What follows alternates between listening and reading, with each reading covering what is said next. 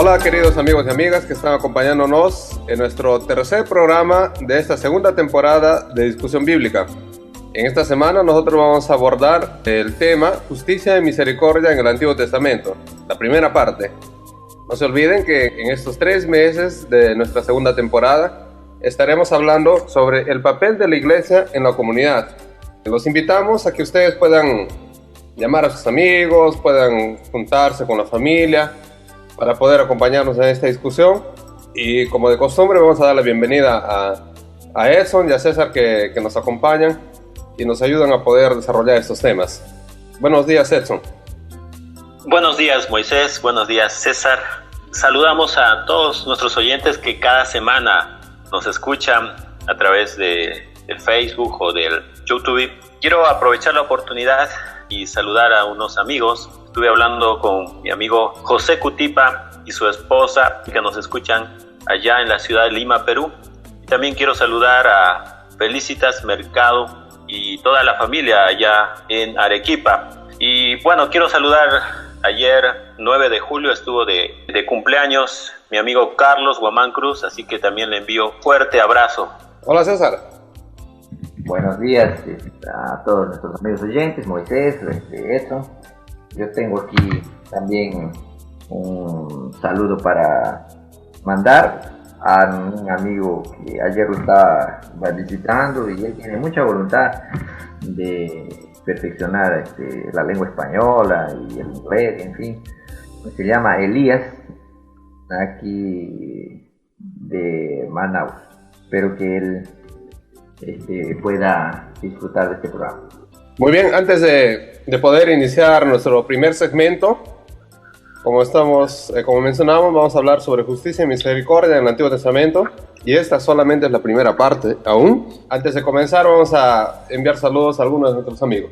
Saludos para Benedicta Gallardo, Zaida Quintero, Gabo Isaí Cowo y José Limachi.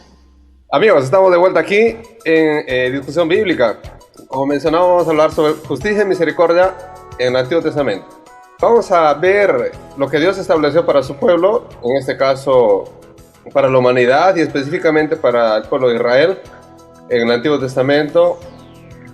Algunas normas, algunas acciones que Dios promovió de manera que hubiera justicia, igualdad, ¿no? Y también se promoviera la misericordia, compasión, bondad entre los israelitas. Voy a comenzar contándoles un poco sobre 3 tipos de sábado o 3 tipos de descanso, de normas que fueron colocadas por Dios. El primer sábado, tal vez el más conocido de todos, que es el sábado mencionado en Éxodo capítulo 20, donde Dios ordena trabajar 6 días, descansar en el séptimo y descansar también los animales y descansar los extranjeros. Como decían, ¿no? Nadie tiene que trabajar en aquel día, todo el mundo necesita descansar. Después hay el tal de año sabático, que es a cada 7 años, que era un año en el cual algunas deudas eran perdonadas, era el año en el cual las personas paraban de cultivar la tierra para que cualquier uno pueda recoger el fruto, lo que produjera la tierra sin cultivar, especialmente orientado para que los pobres, ¿no? Los extranjeros tuvieran recursos, ellos pudieran sostenerse. Y el otro año sabático muy especial, que era el año del jubileo, que era a cada semana de años sabáticos, o sea, después 7 veces 7, 49 años, en el año 50 era celebrado el jubileo, en el cual eran devueltas las tierras, por ejemplo, a quien se había visto obligado, así por causa de la necesidad, de la pobreza, a vender su terreno, por ejemplo, se le devolvía el terreno. Aquel que se había colocado como esclavo, por ejemplo, para poder pagar deudas, ¿no? Sostenerse, no morir de hambre, también le era dada la libertad. Y este evento determinaba incluso la precificación de los terrenos. O sea, como a cada 50 años los terrenos tenían que ser devueltos al propietario original, entonces cuanto más lejos estaba del jubileo, más valor tenía el terreno. y cuanto más cerca estaba del jubileo, menos valor tenía. Entonces, al final, la venta de tierras para el pueblo de Israel no funcionaba exactamente como hoy en día, en la cual se transfiere la propiedad de manera perpetua. Más era una cosa parecida más como un alquiler, proporcional al número de años distantes del jubileo. Vamos a comenzar nuestra discusión preguntando para nuestros amigos César y Edson, ¿cuál es el propósito de estos tres tipos de sábado que acabamos de explicar y contextualizar? Vamos a comenzar con César. El propósito de estos días es parar de hacer las cosas de forma común. Esos días o esos años es un momento de hacer, primero de reflexionar y después de hacer. También esto nos da una conciencia de que las cosas no nos pertenecen, de que nada es eterno, menos las cosas, ¿no? Ni nuestra vida es eterna. Entonces el sábado primero nos ayuda a cuidar de las personas, o sea, cuánto tiempo gastó la sociedad humana para entender de que hay que descansar un día a la semana.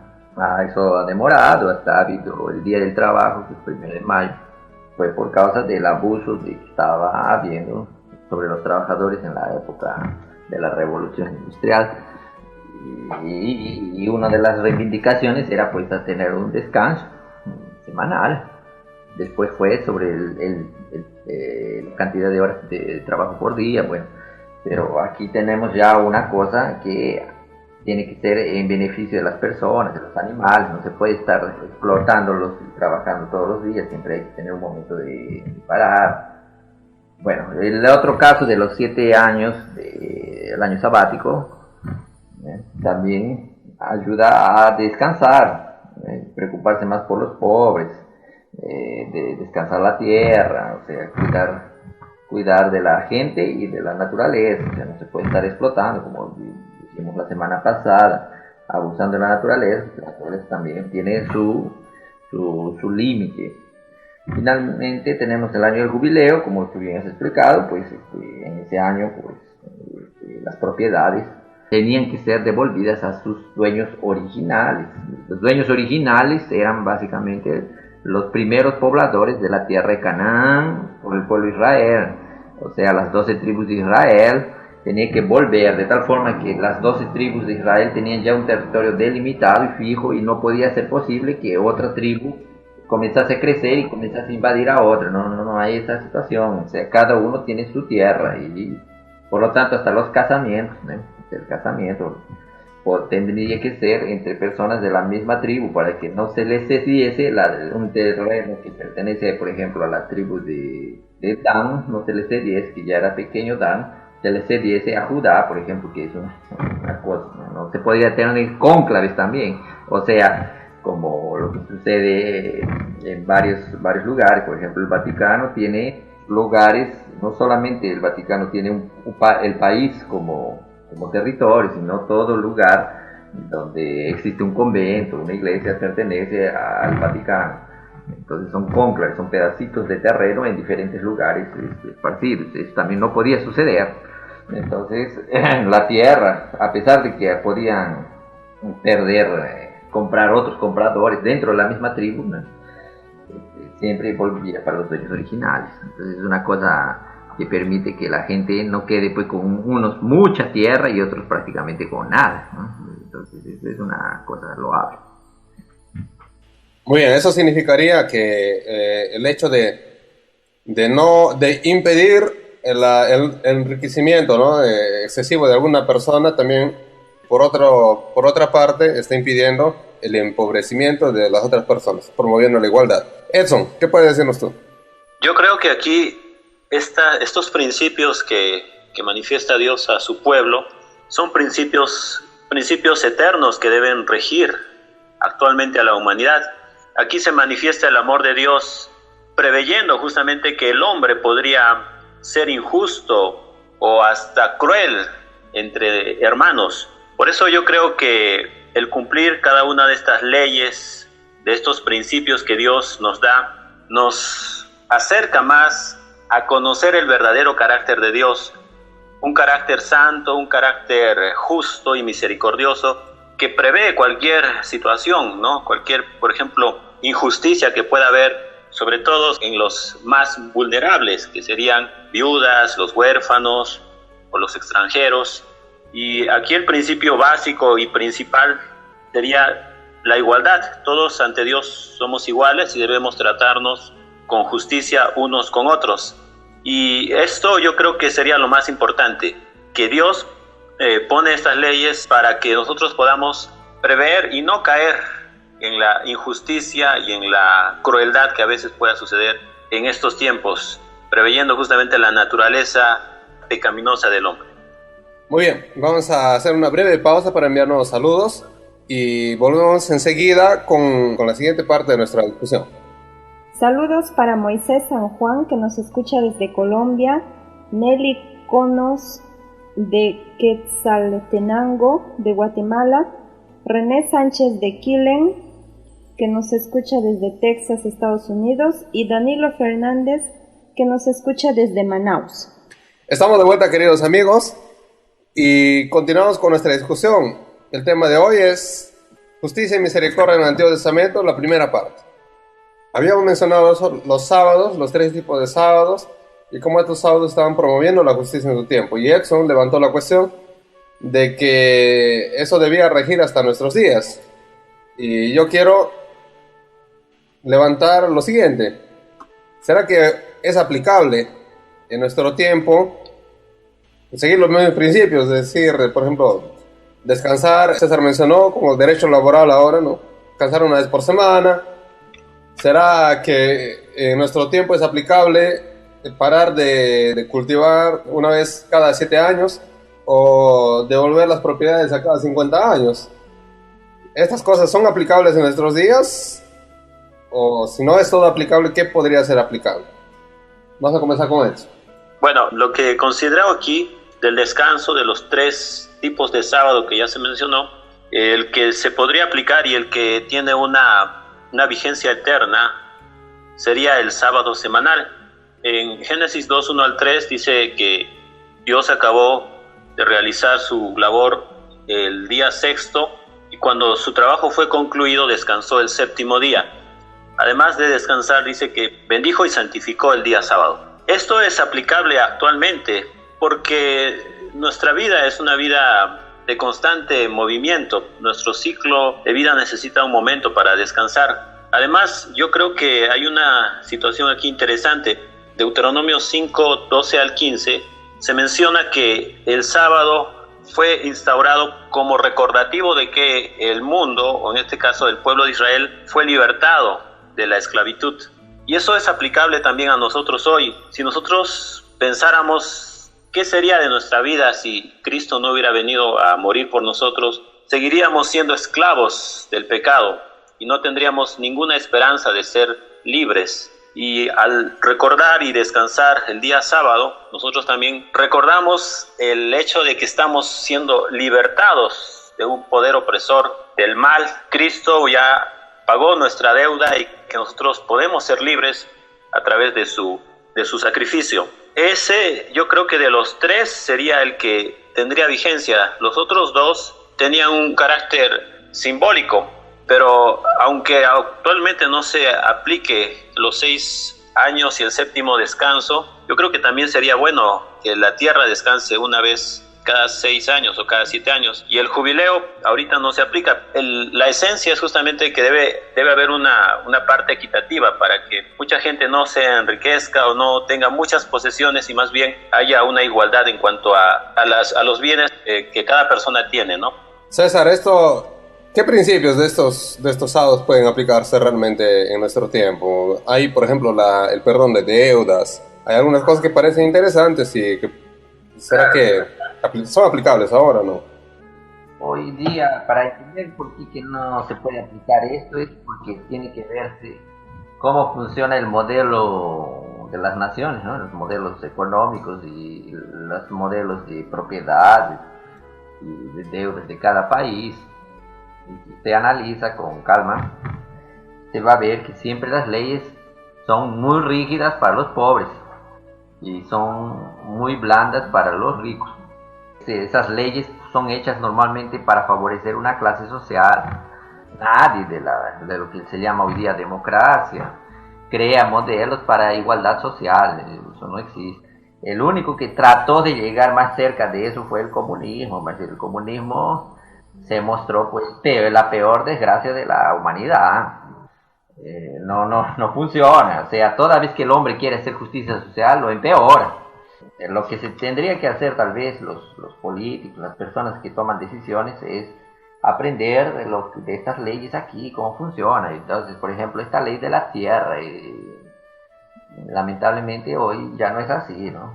La ley de la tierra, prácticamente la tierra, los dueños del mundo, ¿no? Son pocos, ¿no? El resto trabaja para esos pocos. Y la tierra, que es un pedazo de terreno, ¿no? Eso debería ser una fuente de riqueza y no dejar que determinadas personas pues se acaparen, copen todo el espacio y de tal forma que otros pues no tienen espacio. Esas restricciones no existen en las leyes de los países, no existen. Usted tiene dinero, usted compra más tierras y más tierras y más tierras, nadie le dice, oiga, pare ahí, ya está suficiente, o usted tiene que devolver esto aquí. No existe eso. Y como el hombre es insaciable por naturaleza, siempre va a querer más. Entonces, por lo menos, él puede ir juntando más dinero en el banco, pero no debería estar comprando más tierras. Eso sí es fundamental. Hasta aquí que es donde yo vivo, aquí en la selva brasilera, pues aquí también tienen sus dueños. Y los dueños son dueños de canales de televisión, grandes empresarios, o sea, está todo ya más o menos repartido. Unas partes, no todas, unas pequeñas partes ya está repartido, tienen dueños. Pues eso se debería aplicar, pero los gobiernos no se atentan a esas cosas, ¿no? Las políticas del gobierno, como yo ya les dije, se enfocan más con las personas que más tienen. En relación al año sabático, para mí, que trabajo con agricultura, me parece interesante porque realmente la tierra tiene sus límites, ¿no? Y abusar de esta tierra permite que hoy día estemos pues hablando prácticamente de lo que es una agricultura común, ¿no? Lleno de pesticidas, y una agricultura orgánica. Hoy día, de la forma como están cultivadas las tierras, necesitarían un descanso. ¿Quién va a parar? Estamos en una lucha por querer ganar más. Nadie va a querer parar, ni descansar, ni dejar que la naturaleza tenga un equilibrio. En fin, o sea, lo que hoy día manda es el dinero, como siempre mandó. Sin límites, ¿no? Sin límites. Entonces, uno no tiene respeto por la naturaleza, ni por las personas, ni por la cuestión de las tierras, ¿no? Uno no tiene un límite, no hay un freno que nos haga recapacitar sobre esas cuestiones. Entonces, yo creo que podrían ser aplicadas, pero lamentablemente las políticas actuales no van a dejar que esas cosas sucedan, ¿no? Muy bien, vamos a hacer una pequeña pausa ahora antes de entrar a nuestro tercer segmento. Vamos a enviar saludos también para algunos otros amigos que nos acompañan, que nos escuchan. Comparten también nuestros videos en Facebook y en YouTube. Saludos para Alyosha Rodríguez, para Cintia Cruz, Corina López y Delia Umpire. Queridos amigos, estamos de vuelta con el último segmento de nuestro programa de hoy. Tal vez va a ser un segmento más acalorado. Como nuestro tema es la justicia y misericordia en el Antiguo Testamento, y nuestro contexto más general es el papel de la iglesia en la comunidad. Entonces vamos a intentar juntar las dos cosas ahora, ¿no? Hemos hablado sobre el sábado, que los tres tipos de sábado, cómo servían para promover la justicia, la equidad, para que no haya tanta diferencia económica entre las personas. Y vimos también que en nuestro tiempo pues se ha tergiversado completamente las diferentes formas de gobierno, ¿no? Entonces, todos los gobiernos autoritarios, todos los gobiernos que han querido imponer algún tipo de filosofía, idealmente han fracasado. Entonces, han fracasado tal vez no porque la ideología era mala, más porque las personas, realmente nosotros somos ambiciosos. Y quien llega al poder parece que ya acaba con las cosas y no y se olvida de los ideales que lo llevaron a ese gobierno. Más como estamos hablando sobre la iglesia, ¿qué debería hacer la iglesia? ¿No? Y aquí hablando de iglesia estamos hablando no de una iglesia específica, estamos hablando de personas cristianas o que se dicen cristianas que congregan en cualquier agrupación religiosa, cualquier agrupación cristiana, ¿no? ¿Cuál debería ser el papel de esa persona? ¿No? Que iglesia al final es el grupo de personas. ¿Cuál debería ser el papel de esa persona en este contexto de misericordia, de justicia, y qué debería motivar? Vamos a comenzar con eso.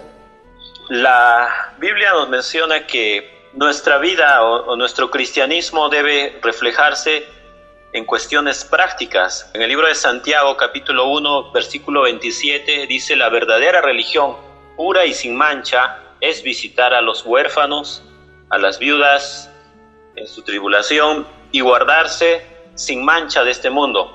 Aquí el apóstol Santiago nos muestra de que realmente un verdadero cristiano no es solamente tener el nombre de cristiano o asistir a una iglesia o devolver el diezmo o ayunar, como dice Isaías, sino más bien preocuparse y tener una parte activa, solucionar o en alcanzar a personas con necesidades muy fuertes. Pero ¿cómo se consigue esto, no? Yo estaba viendo aquí un poco, porque esto es un proceso. Ya mencionaste que mucha gente intenta dar caridad, intenta dar limosnas, pero la esencia principal, o cuál es la motivación principal, es justamente lo que queremos, lo que quiero compartir con ustedes. Esto es un proceso.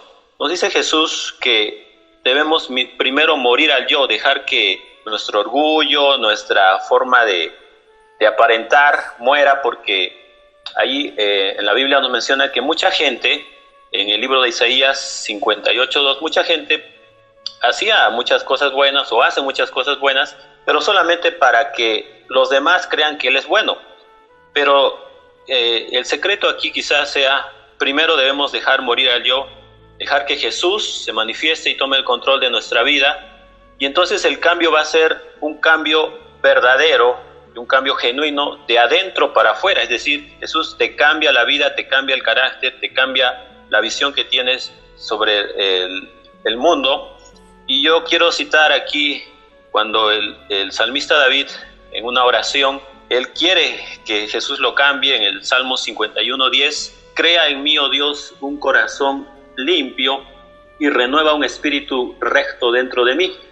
Él está pidiendo que Jesús lo transforme, que su corazón sea un corazón sensible, un corazón dispuesto a ser limpiado, a ser transformado. Y entonces, cuando yo tengo ya este cambio, este proceso, este trabajo que Dios hizo en mi vida, mi sensibilidad aumenta y mi capacidad de ayudar, de, como dice la palabra de Dios, interceder en el libro de Proverbios 1:8, de defender la causa del pobre y del menesteroso. Y entonces yo voy a tener esas ganas de ayudar sin que nadie me obligue o sin que exista un evento importante y yo esté ahí. Lo puedo hacer sin que nadie lo sepa. Esa motivación es una motivación interna porque Cristo ya trabajó en mi vida. Entonces, ese es el cambio que Dios quiere que obremos, que manifestemos su amor y su misericordia hacia los demás, pero Él quiere transformar primero nuestros corazones y a través de ello nosotros podremos también transformar la vida de los demás. César, ¿qué puede decirnos? Bueno, lo que puedo complementar sobre las iglesias en general, la actividad de las iglesias en general, pues realmente debería tratar de hacer el servicio a la comunidad, tratar de ayudar a resolver los problemas que realmente los gobiernos nunca lo van a resolver. Ahí la iglesia comete algunos errores. Uno de los errores, el que yo veo más patente, es meterse en la política.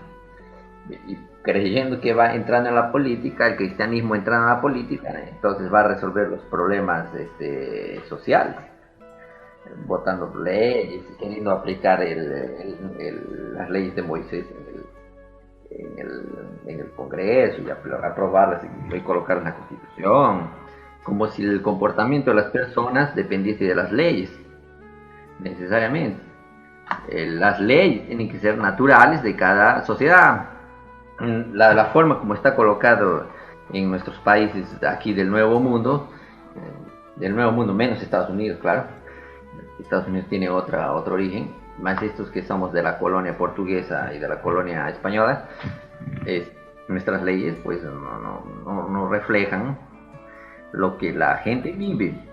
Son leyes que están fuera de del conocimiento, de los valores que cultiva el pueblo, de tal forma que las leyes son prácticamente opresoras y no son naturales, no reflejan lo que la gente ya acepta como correcto o incorrecto.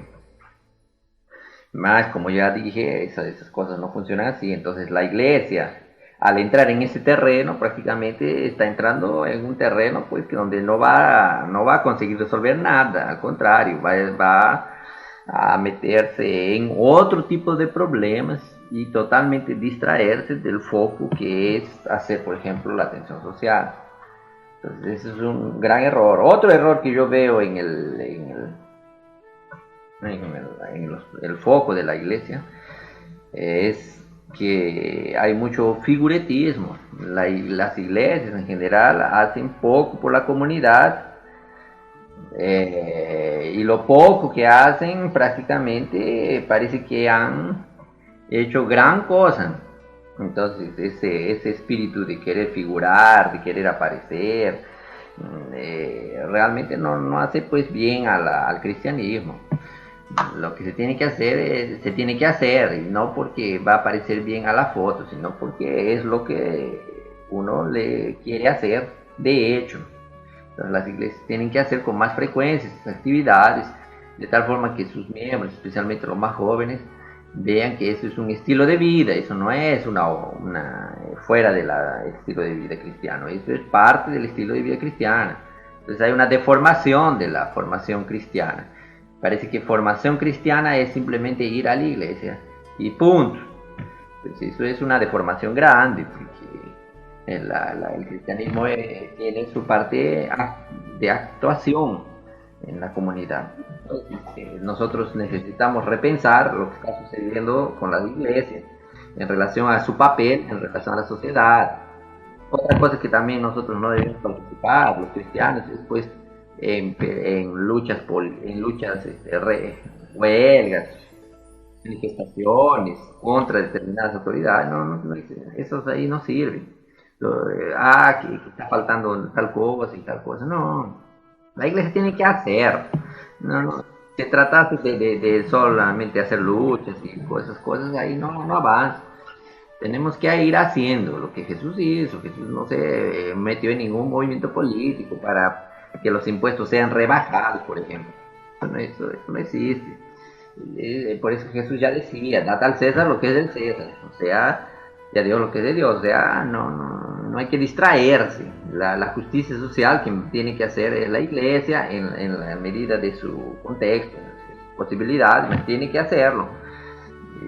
Y querer salir de esa responsabilidad y arrojarla para los otros, pues realmente la iglesia está perdiendo su esencia como papel dentro de la sociedad.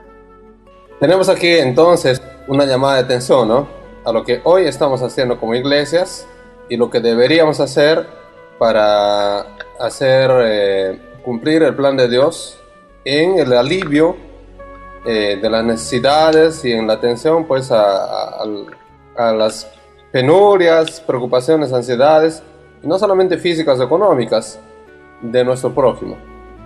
Queridos amigos, les agradecemos por su compañía, por habernos acompañado en esta discusión de esta semana.